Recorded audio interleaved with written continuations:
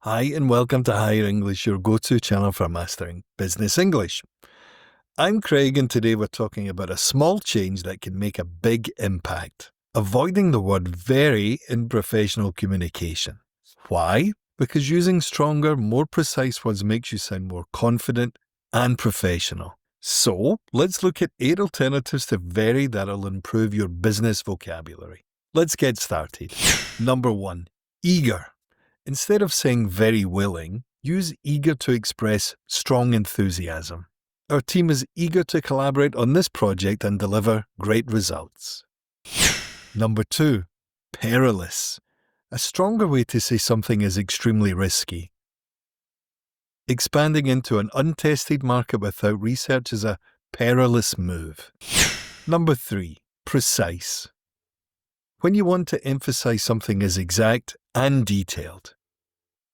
The financial report provides a precise breakdown of our quarterly performance. Number 4. Essential. A more professional way to emphasize importance. Clear communication is essential for successful teamwork.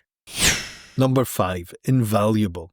Something so valuable it's beyond measure.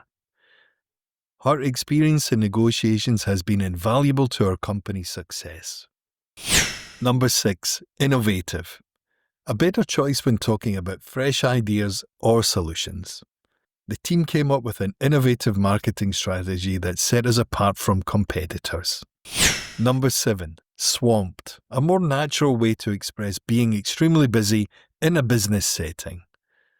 I'd love to join the call, but I'm swamped with end-of-quarter reports right now. Number 8. Transparent. A great choice for professional settings when referring to openness and honesty. The management team has been transparent about the company's financial situation. By replacing very with stronger words, you'll sound more natural, confident, and professional in business communication. Try using these words in your next email or meeting, and you'll soon notice the difference.